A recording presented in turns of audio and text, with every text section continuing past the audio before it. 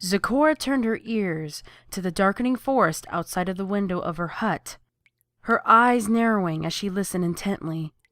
A strange sound, almost akin to a drip of water, echoed among the trees. "What is that sound I hear?" she mumbled to herself. "Strange noises at night could be cause to fear." The zebra peered cautiously out into the twilight, acutely aware that the sound was getting louder.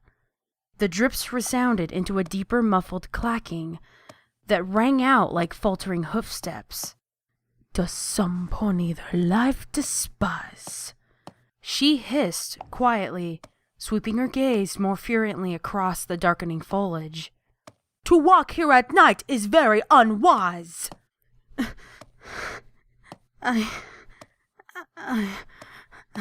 Zecora froze. Both her ears now swiveled into the darkness out her window. Gulping softly, she backed to her door and cautiously peered through the viewing hole.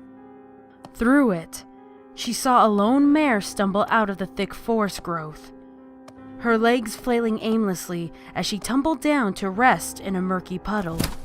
Quiet sobs raked her bony frame, her tangled and muddy mane obscuring most of her figure.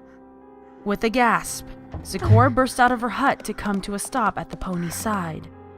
She looked small, too small to be healthy, and her coat was a muddy and matted patchwork of scrapes and bruises. Zecora scooped the mare up out of the stagnant water, brushing her mane out of her face with a gentle hoof. It seemed that no part of this mare was in good condition, but the wounds and dirt were not what mattered to Zecora at the moment. It was the mare's eyes. They stared blankly from swollen eye sockets, surrounded by weary shadows that seemed to ooze out of a shiny emptiness apparent in the depths of her gaze. They seemed to be staring without seeing, but saw everything as a passing detail that once may have mattered, but had since passed into eternal insignificance. They grasped out with trembling movements at the zebra, as if she were on an island in amidst a terrible storm. But she knew that she was just out of reach, just out of grasp. "What happened to you, my dear?" Zecora whispered to the mare with wraith-like eyes. "You look as if death is near." The pony stirred at the rhythmic tones of Zecora's voice, her cold eyes turning to stare blankly upwards. I don't remember," she croaked, her voice not even a whisper. Zecora gently draped the mare over her own back, surprised and dismayed by how light she was. Stepping lightly so as if not to jostle the already injured mare, she retreated to the safety of her hut.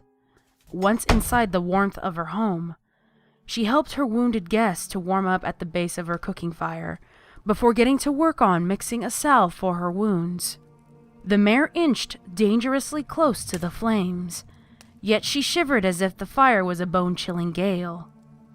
"I don't remember," she whispered into the flames through chattering teeth, her eyes watching the fire without noting its existence. Potion after potion was smeared on the head and dumped down the throat of the mare, but her condition only seemed to gradually worsen. Determination set into the constantly moving figure of Zecora as she whipped around her home in a fury of bottles and boxes, her mind racing to find a solution for her deteriorating guest. But by the time that every potion or salve, plant or brew that she could quickly muster was used, she was desperate. "Stronger magic is needed, for this situation is dire," she huffed, her breath coming in tired gasps, as she doubled and triple-checked every jar for a new clue to help the injured mare. Zecora shook her head and sighed as she realized that she would have to bring the mare to the library in the darkness of night. "Twilight Sparkle, I hope I do not incur your ire."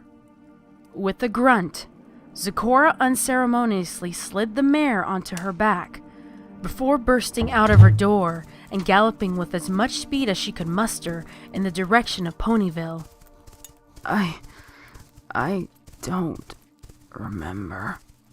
The mare groaned softly, tears dripping steadily down her muzzle and onto the back of her helper. Please, I don't want to remember. The forest thinned abruptly into the city limits, but Zecora's exhaustion was increasing with every stride. Trusting the library door to swing open, she lowered her head to plow straight through.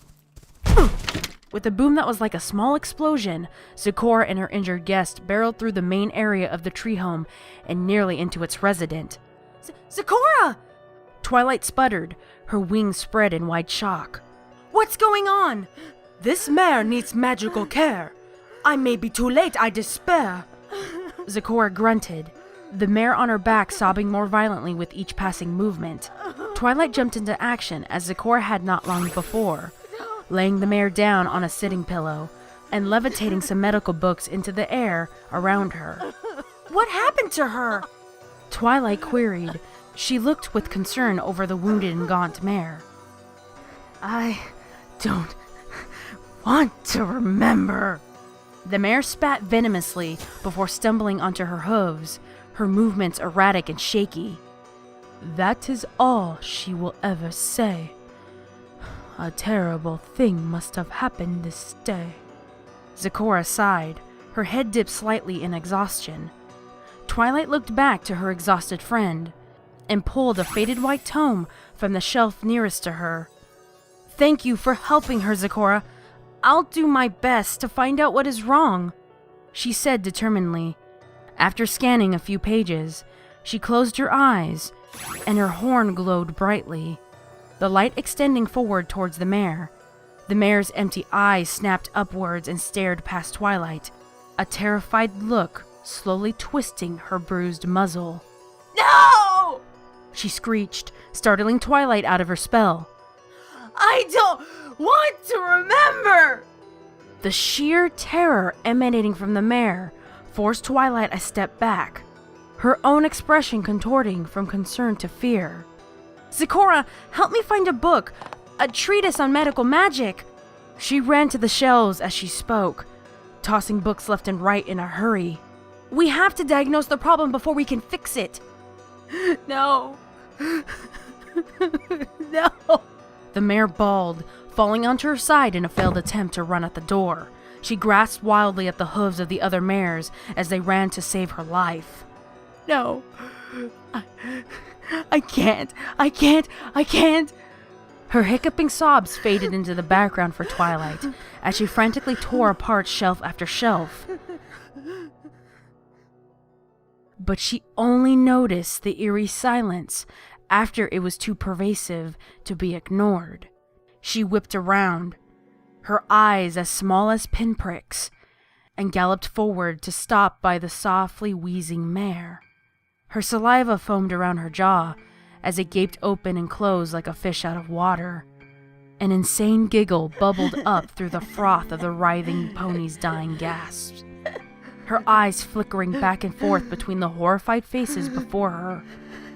Clenched in her hooves was a small silver vial that had once occupied Zecora's hut, one that the zebra knew all too well was poison. I will never remember. She giggled, the words breaking through her gasps in short, gleeful bursts. The two ponies who tried to save her could only watch, frozen in place, as the mare's dead eyes finally lost all light.